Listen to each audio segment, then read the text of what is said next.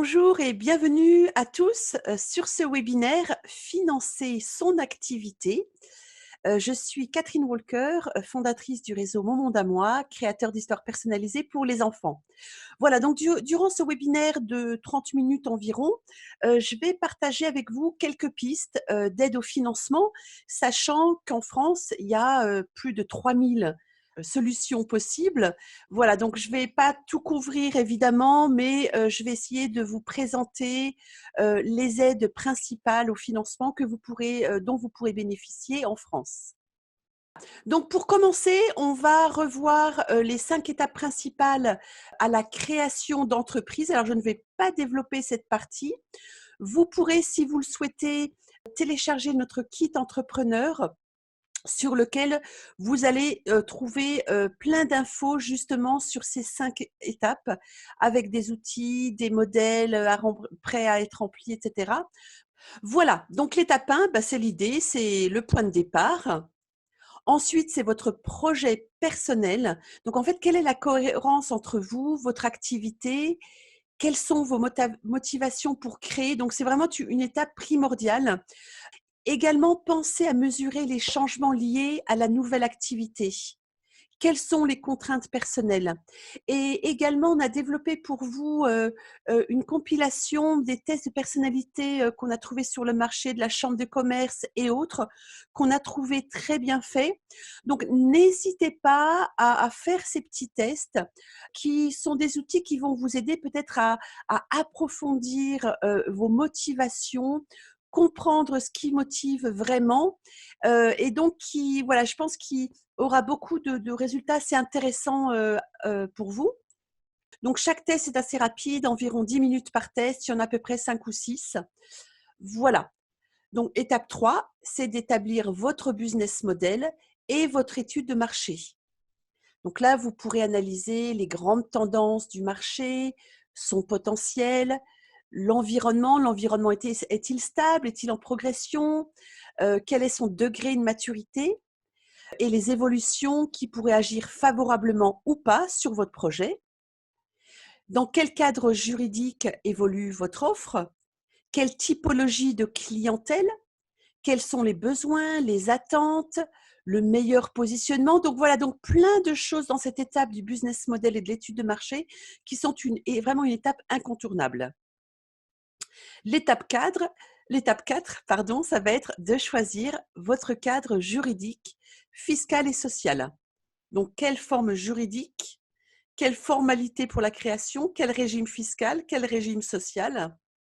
Donc ça, c'est vraiment une étape qui va mettre en place les fondations de votre futur business. Et l'étape 5, c'est le business plan et les prévisions financières. Donc ça va être d'élaborer un plan de financement initial pertinent et réaliste, et puis d'examiner les aides auxquelles vous pourrez prétendre. Et puis là, de réaliser un prévisionnel financier réaliste et valider votre plan de trésorerie. Donc là, encore une fois, c'est une étape très importante avant de vous lancer.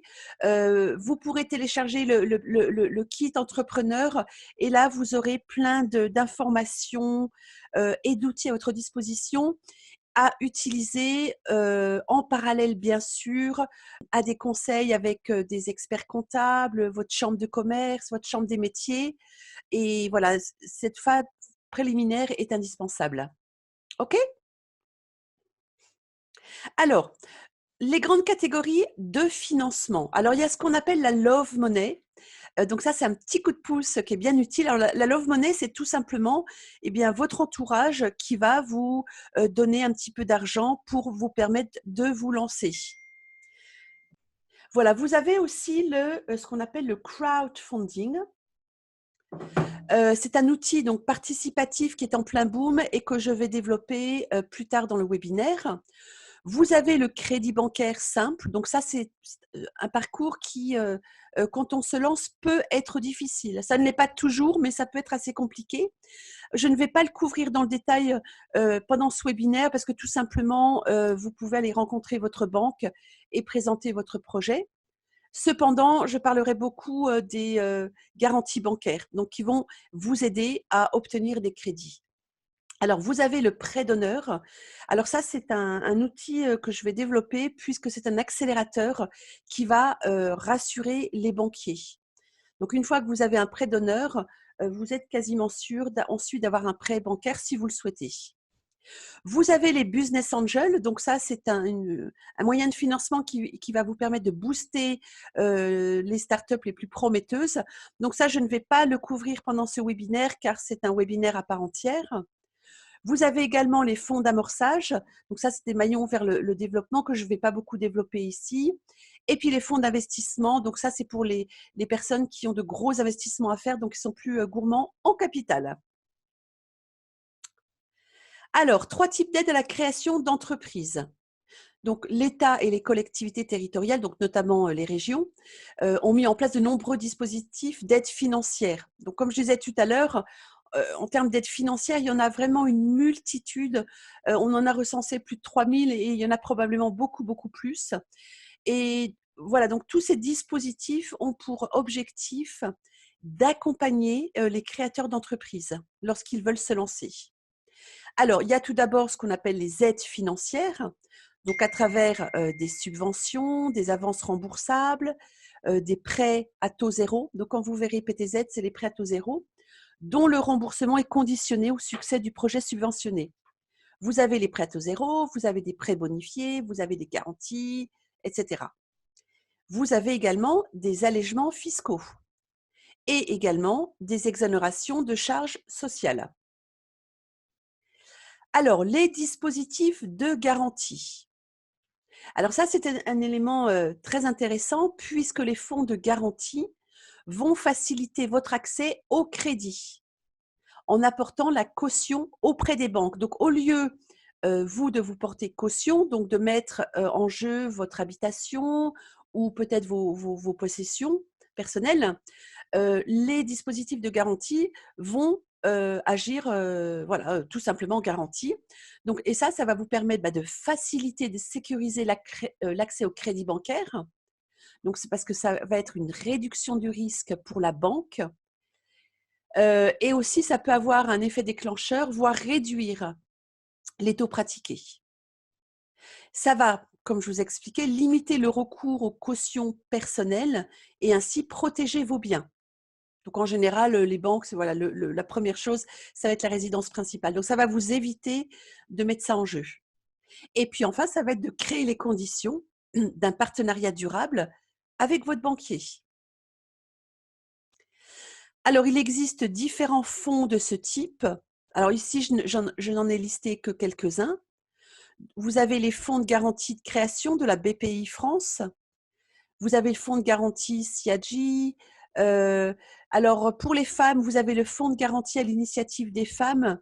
Ça, je vais en reparler dans un instant. Vous avez France Active, les fonds régionaux, l'instrument de partage de risque, l'IPR, voilà, et cetera. Vous avez la garantie Socama. Voilà, il y en a plein. Le nom peut changer au fur et à mesure des mois, mais voilà juste quelques exemples. Et je vais revenir sur certains, voilà, tout de suite et puis un petit peu plus tard également. Voilà. Donc ici, les dispositifs de garantie. Donc, je vous ai fait un petit tableau avec les bénéficiaires, le projet, la quotité, le montant, pour vous donner une idée en fonction de votre projet, quel partenaire peut être intéressant ou pas.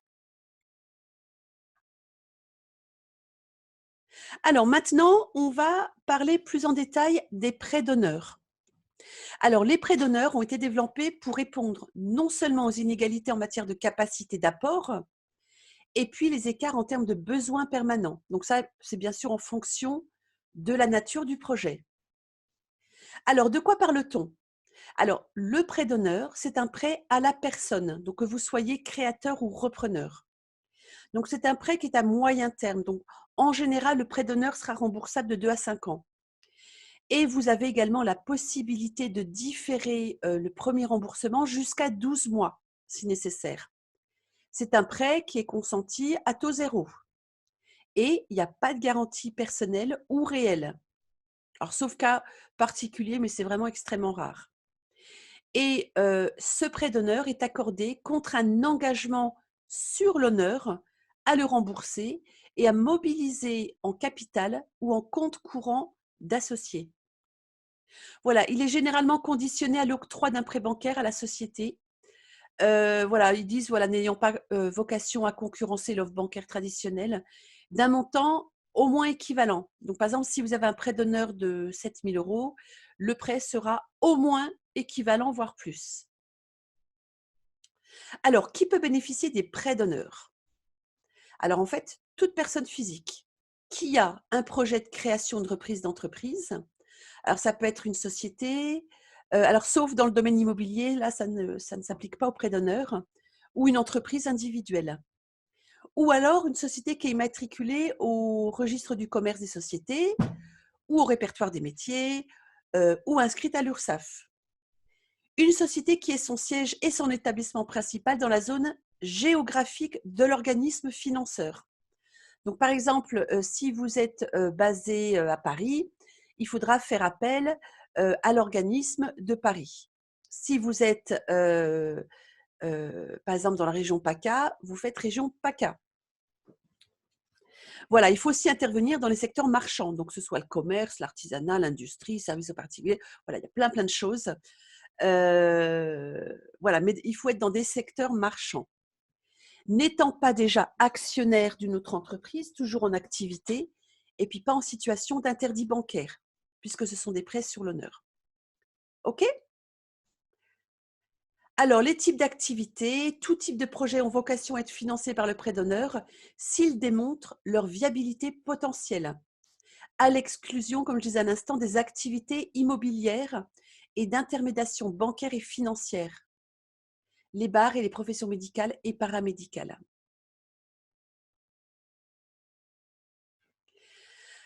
Alors, en général, les organismes de financement par prêt d'honneur vont privilégier certains types de projets, donc des micro-projets qui vont permettre la réinsertion économique des personnes en difficulté, des projets en milieu rural, les projets à vocation sociale ou écologique, des petits projets à potentiel de développement, des projets innovants et beaucoup d'autres évidemment. Alors, en termes de montant, alors le montant peut varier, selon les organismes, leurs orientations économiques, mais d'un point de vue statistique, les montants s'étalent de 2 000 à 50 000 €, voire 100 000 pour, les projets les plus innovants.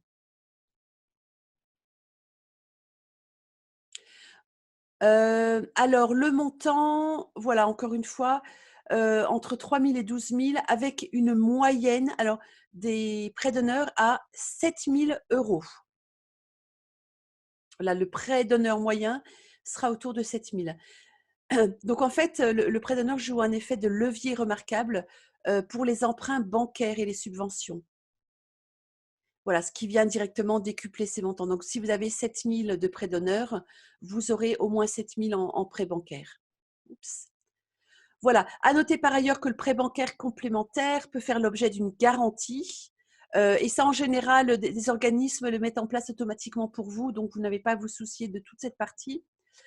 Voilà, donc avec France Active, le fonds de garantie à l'initiative des femmes et la BPI France mais je vais reparler de ces organismes dans un instant. OK? Alors on continue, sur les prêts d'honneur, donc les principaux organismes, où les trouver? Voilà, donc le fonctionnement des structures locales et leurs modalités d'intervention diffèrent en fonction de leur appartenance à un réseau. Des fonctionnements plus spécifiques peuvent parfois exister sur certains territoires. Voilà, donc tout simplement, ce que je vous conseille, puisque ça peut varier, d'une région à l'autre, c'est d'aller sur leur site internet. Donc vous avez l'ADI, donc à adiconnect.fr. Vous avez le réseau Initiative France. Voilà, donc on a pas mal de distributeurs au sein du réseau Moments d'Amois, qui ont fait appel à Initiative et à l'ADI. Voilà, donc on sait qu'ici, le traitement des dossiers est très rapide, il y a un accompagnement, donc vraiment une facilité au niveau de la mise en place des dossiers. Vous avez également le réseau Entreprendre. Voilà, vous en avez d'autres comme Total Développement, Michelin Développement, et cetera. Donc le mieux, c'est d'aller voir ces sites, de regarder par rapport à votre région, ce qui est proposé et puis ensuite d'organiser un rendez-vous avec ces organisations, donc d'aller les voir.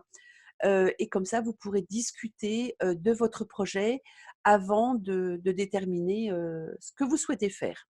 OK?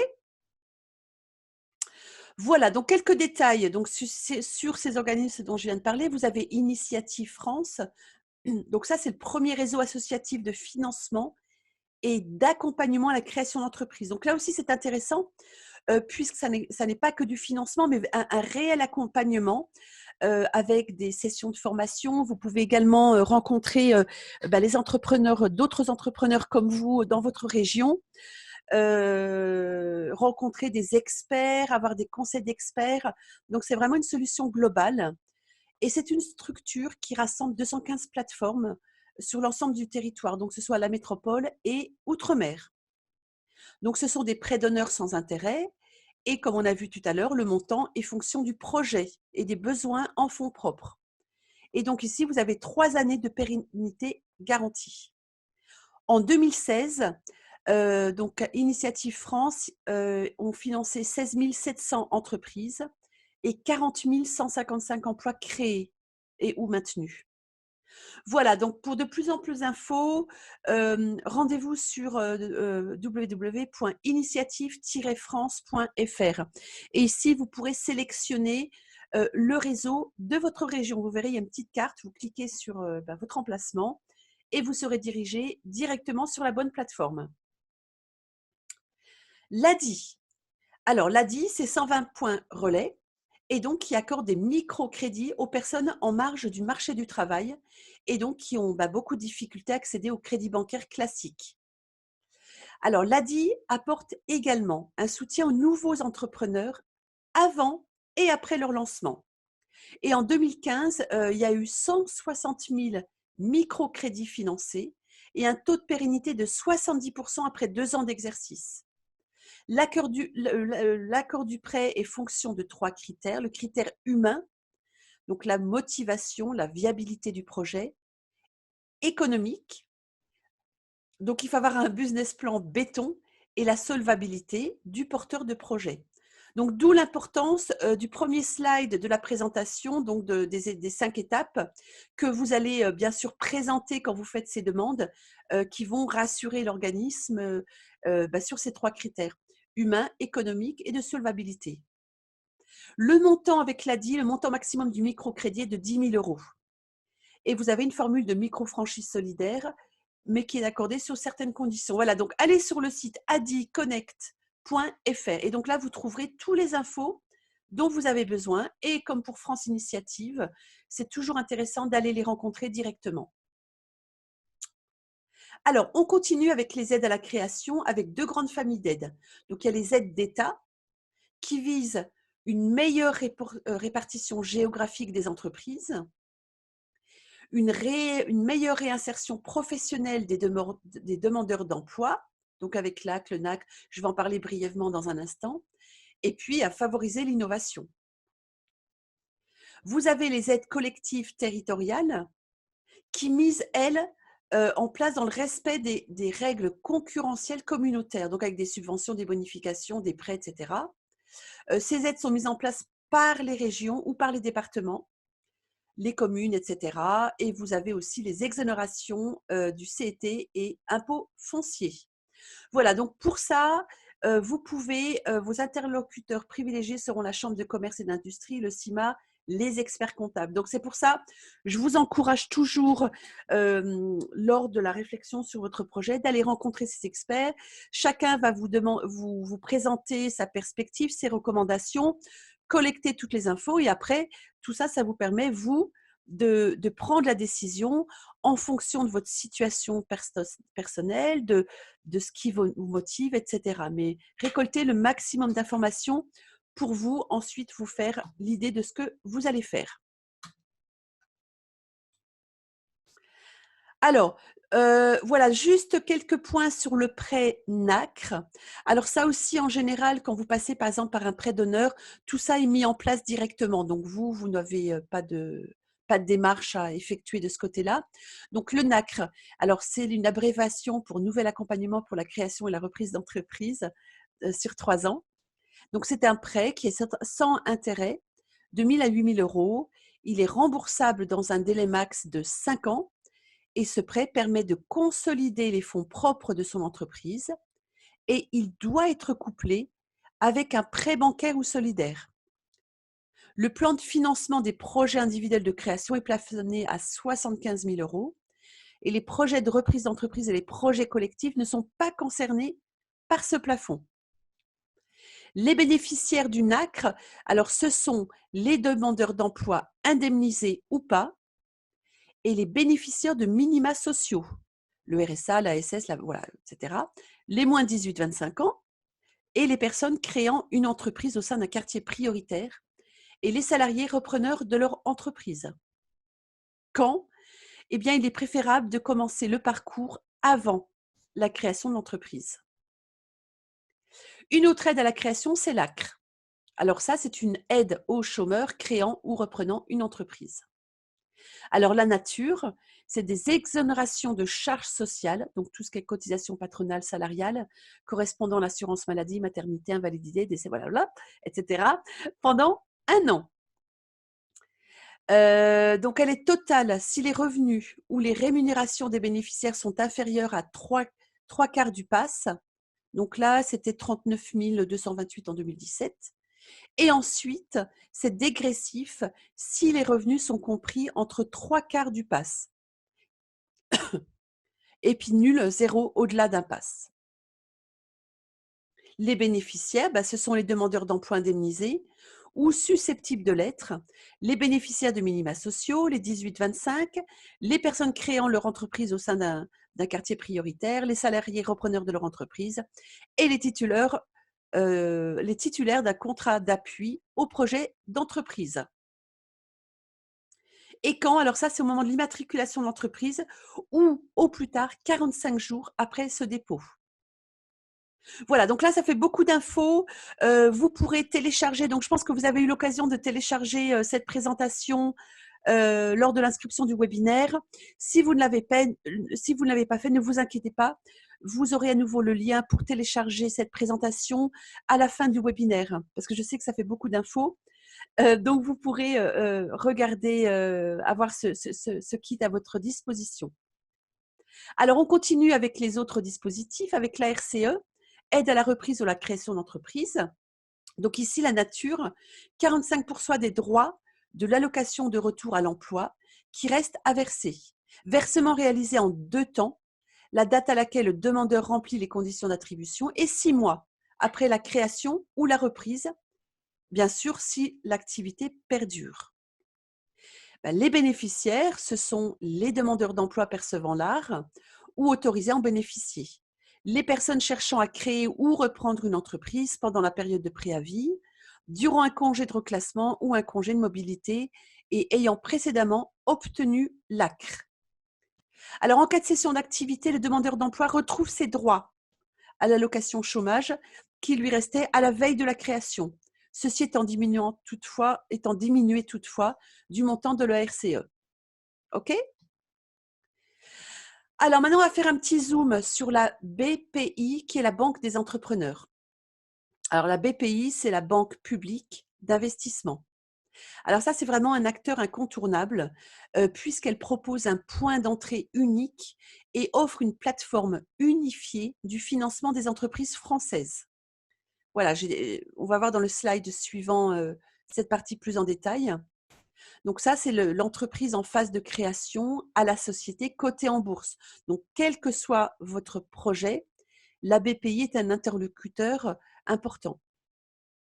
Et ça, la BPI peut intervenir tout au long du cycle de la vie de l'entreprise à travers des dispositifs de financement de haut et de bas de bilan. Donc avec une garantie de prêt bancaire, des crédits d'impôt, des investissements en fonds propres, des prêts à l'export, voilà, selon votre projet. Donc la BPI possède vraiment une très large palette d'aides aux entreprises. Voilà, donc sur leur site, quand vous allez sur le site bpifrance.fr, vous pouvez sélectionner ces différentes sections selon votre projet. Est-ce que vous souhaitez renforcer votre trésorerie? Vous souhaitez créer votre entreprise, développer votre activité, etc. Donc, allez sur leur site et en fonction de votre projet, vous retrouverez plein d'informations très utiles. France Active, donc que j'ai mentionné précédemment. Donc France Active, c'est un réseau de proximité et financeur solidaire de projets. Donc il facilite et sécurise l'accès au crédit bancaire. Il limite le recours aux cautions personnelles avec des accords de prêt solidaire. Création de Cap Jeunes, donc ça c'est pour les moins de 26 ans sans emploi, donc avec accompagnement et une prime de démarrage de 2 000 €. Le réseau Entreprendre, donc un accompagnement est prodigué par des chefs d'entreprise. Donc ça aussi en termes de ce qu'on appelle le networking, c'est vraiment intéressant. Et les conditions pour l'entrepreneur, c'est d'être lauréat. Donc en fait, le projet doit répondre à des critères et plus spécialement, il doit constituer une réelle valeur ajoutée pour le franchiseur. Il existe des prêts d'honneur, donc de 15 à 50 000. Et en 2016, il y a 1088 entreprises qui ont bénéficié du soutien de 5 700 chefs d'entreprise. Voilà, donc ça aussi, c'est une formule qui est intéressante, pour avoir justement des experts, des personnes comme vous, mais avec un petit peu plus d'expérience puisqu'ils sont déjà chefs d'entreprise, qui vont vous coacher, qui vont, faire ce qu'on appelle du mentoring. La BGE, c'est le réseau national d'appui aux entrepreneurs. Donc, c'est un incubateur qui va vous accompagner lors de la création de l'entreprise jusqu'à vos 3 ans d'existence. Donc là, il y a près de 500 implantations sur tout le territoire métropole et outre-mer.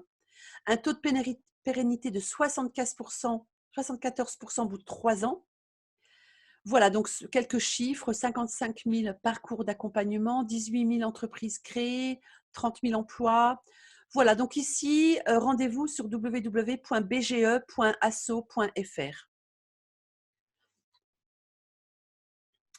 Vous voyez, il y en a beaucoup. Donc là, un qui est important pour les femmes, donc c'est le Fonds de garantie à l'initiative des femmes.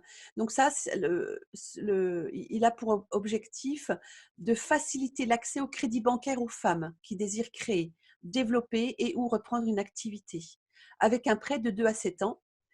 Le prêt accordé est de 5 000 € minimum et il n'y a pas de plafond. Le taux de couverture est assuré par le FGIF de 70%. Ah, j'ai pas mis le site internet, mais vous tapez sur Google FGIF et vous arriverez sur leur site. Voilà, alors on va finir avec le crowdfunding. Alors déjà, le crowdfunding, si voilà, je pense que vous avez déjà dû en entendre parler. C'est un terme anglais pour désigner le financement participatif. Alors cela signifie qu'un grand nombre de personnes sont amenées à participer à l'élaboration en termes économiques et financiers d'un projet. Alors, il y a plusieurs formes de crowdfunding et ça a été réglementé depuis octobre 2014. Alors, quelques chiffres de la BPI sur le crowdfunding. Voilà, donc 233 enfin presque 234 millions d'euros de fonds collectés. Et vous voyez la progression, plus 40% entre 2015 et 2016. Donc, c'est énorme. Les fonds collectés par typologie, il y a les dons, il y a les prêts et les investissements, et je vais revenir là-dessus. Donc, 1 million de financeurs et puis plus de 21 000 projets financés. Ici, vous avez les répartitions sectorielles, donc les prêts, les investissements, le don et les autres. Et je vais vous expliquer ce que c'est, avec un taux de succès des projets qui est quand même très élevé. Alors, vous avez 4 grandes familles. Vous avez ce qu'on appelle le prêt participatif, vous avez les plateformes de dons, le financement par prise de participation et le financement sans contrepartie financière.